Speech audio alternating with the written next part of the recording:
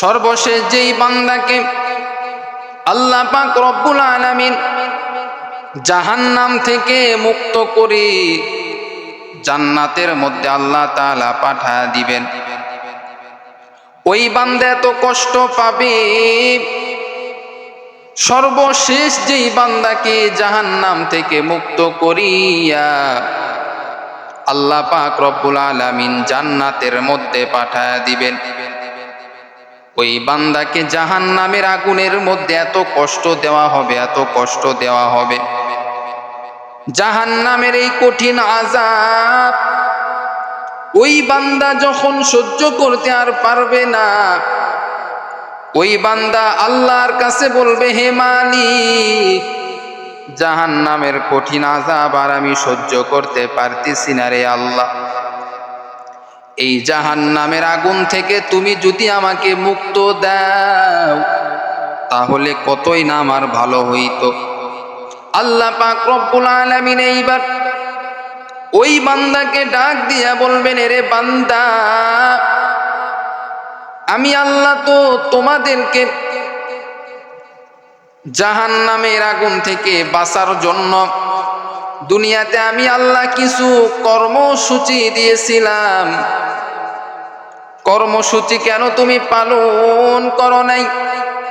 5 ওয়াক্ত নামাজ পড়ার কথা আমি আল্লাহ তোমাদেরকে বলেছিলাম, রমজান মাসে রোজা রাখার কথা তোমাদেরকে বলেছিলাম, সমর্থ থাকলে হজ করার কথা বলেছিলাম, যাকাত দেওয়ার কথা বলেছিলাম, পর্দার কথা বলেছিলাম, হালাল উপার্জন করে খাওয়ার কথা বলেছিলাম। কিন্তু তোমরা কেন শোনো নাই? তুমি কেন শোনো নাই? আজকে যারা এই কর্মসূচি যারা ঠিকমতো পালন করে নাই দুনিয়াতে, তাদের জন্য আমি আল্লাহ কঠিন আযাবের ব্যবস্থা করেছি জাহান্নামে।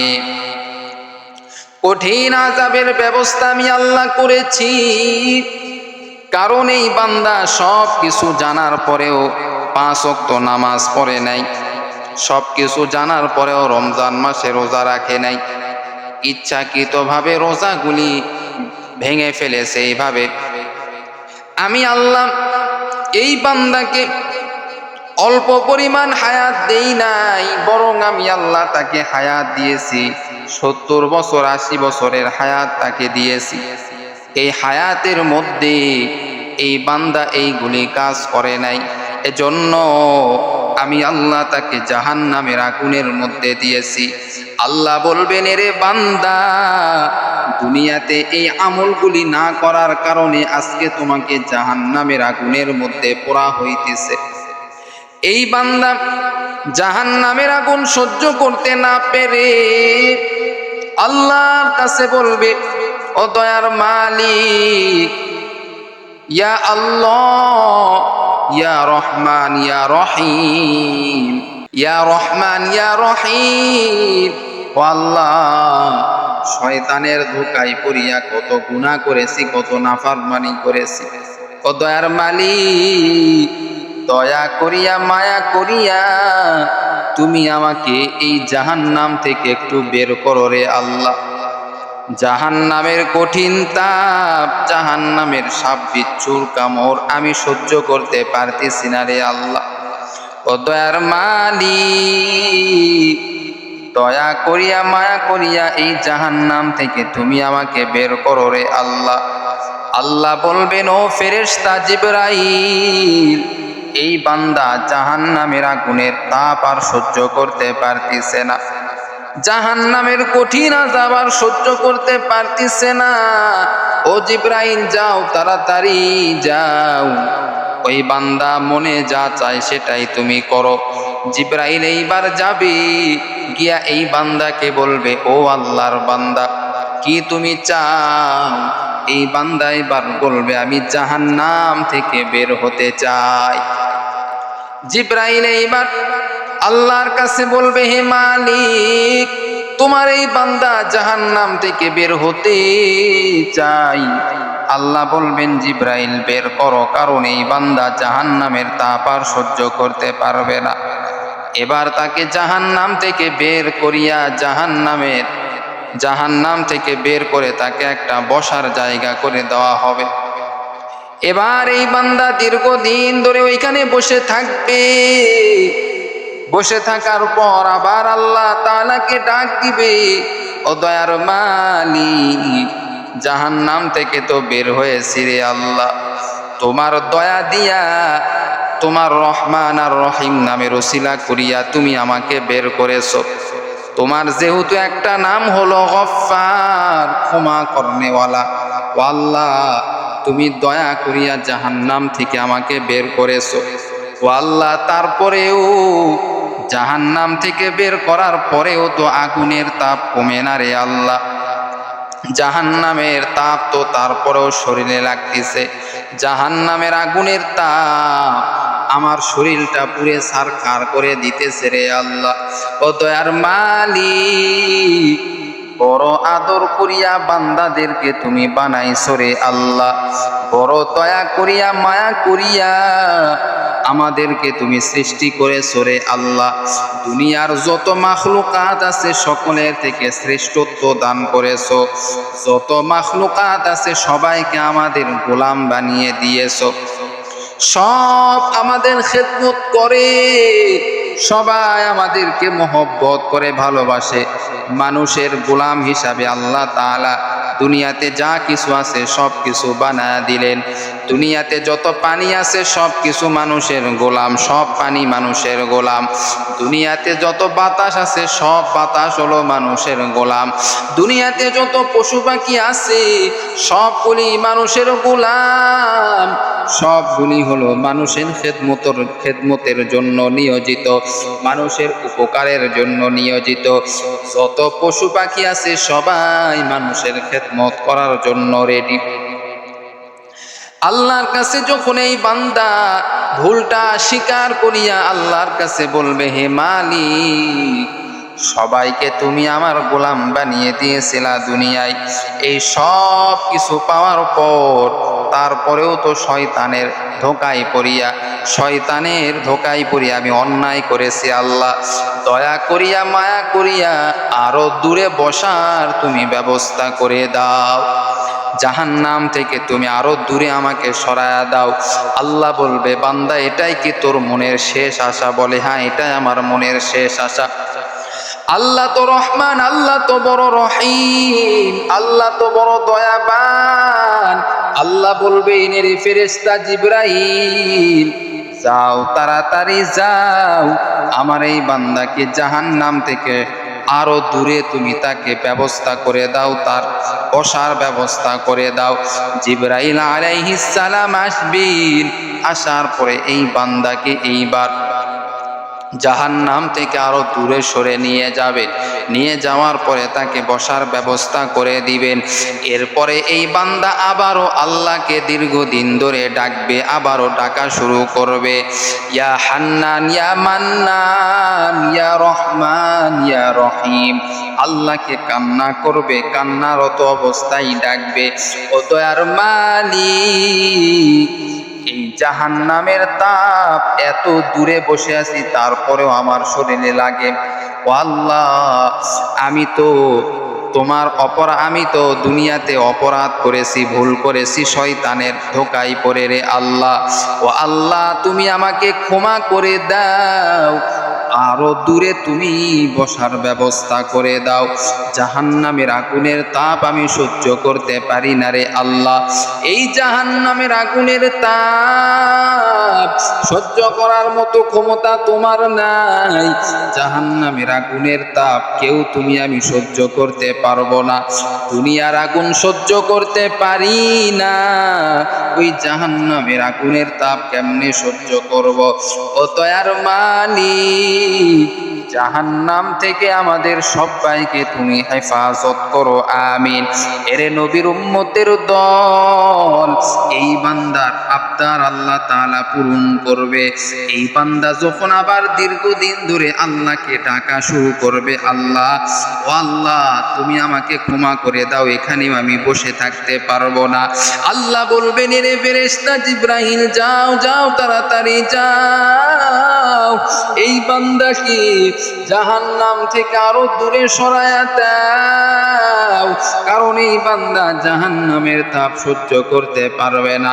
ফেরেশতা জিবরাইল যাবে, যাওয়ার পরে এই বান্দাকে আরো দূরে সরে নিয়ে যাবে, তারপরেও তো জাহান্নামের তাপ সহ্য করা যায় না। ফেরেশতা জিবরাইলকে এইবার এই বান্দা বলবে, তুমি আমাকে আরো দূরে সরায়া দাও, আরো দূরে সরায়া দাও জাহান্নাম থেকে।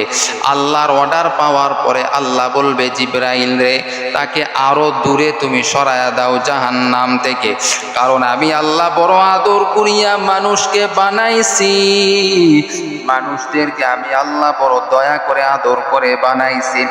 এইবার এই বান্দা দূরে বসার পর আবার কান্না করবে, কান্না করবে। আল্লাহু আকবার, আল্লাহু আকবার কাবীরা, আল্লাহু আকবার কাবীরা। আল্লাহ আল্লাহ আল্লাহ বলিয়া এই বান্দা জিকির করবে, জিকির করবে। সামনে দেখতে পাইবে একটা গাছ, গাছের নিচে ছায়া আছে। এই বান্দা এবার গাছের নিচে বসে থাকবে। ওই গাছ থেকে অল্প একটু দূরেই জান্নাত দেখা যাইতেছে, জান্নাত। এই বান্দা এবার আল্লাহর কাছে বলবে, হে মালিক, জাহান্নাম থেকে অনেক দূরে তো তুমি আমার ব্যবস্থা করে দিয়েছো, কিন্তু ওইখানে একটা গাছ আমি দেখতে পাইতেছি রে আল্লাহ। ওই গাছের ছায়া দেখিয়া আমার অনেক আনন্দ লাগতেছে, ভালো লাগতেছে রে আল্লাহ। দয়া করে মায়া করে তুমি আমাকে ওই ছায়ার মধ্যে, গাছের ছায়ায় ব্যবস্থা করে দাও। আল্লাহ বলবেন, জিবরাইল রে, আমি আমার বান্দার কান্না সহ্য করতে পারি না, আমি আল্লাহ এই বান্দার কান্না আর সহ্য করতে পারবো না। ও জিবরাইল, যাও, ওই বান্দা মনে যা চাই তাই করো, ওই বান্দাকে গাছের নিচে বসার ব্যবস্থা করে দাও। ফেরেশতা জিবরাইল এই বান্দাকে নিয়া ওই গাছের নিচে বসার ব্যবস্থা করে দিবেন।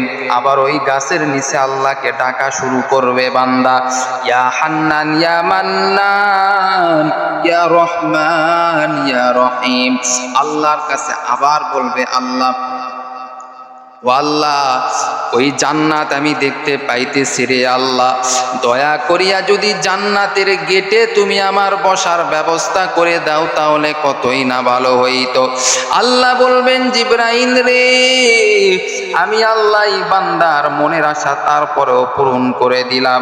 ও জিবরাইল, যাও, তাড়াতাড়ি যাও, এই বান্দাকে জান্নাতের গেটের নিচে বসার ব্যবস্থা করে দাও।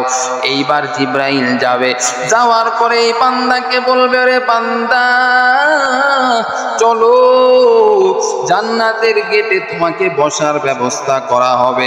জান্নাতের গেটে বসার পর জান্নাতের নাজ নিয়ামত এই বান্দা দেখতে পাবে বাইরে থেকে।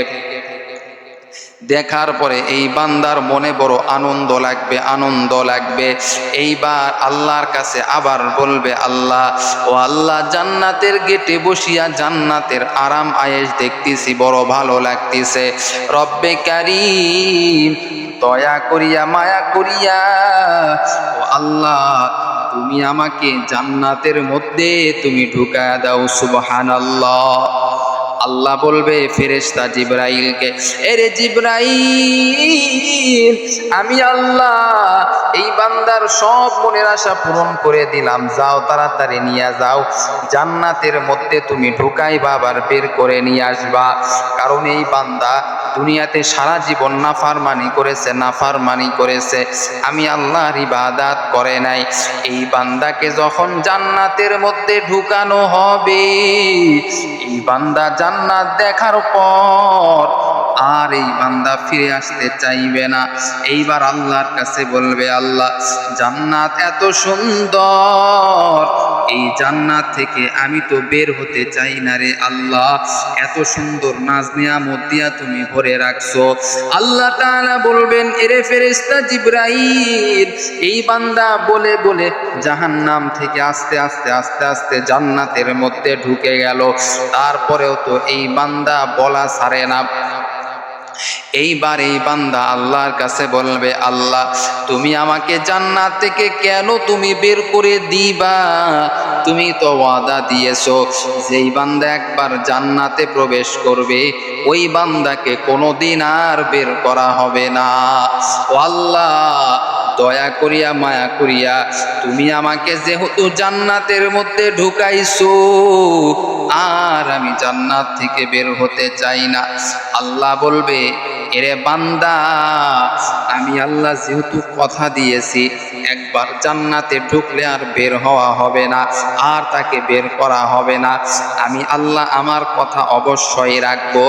আমি আল্লাহ তোকে চিরস্থায়ী জান্নাত আমি আল্লাহ দিয়া দিলাম।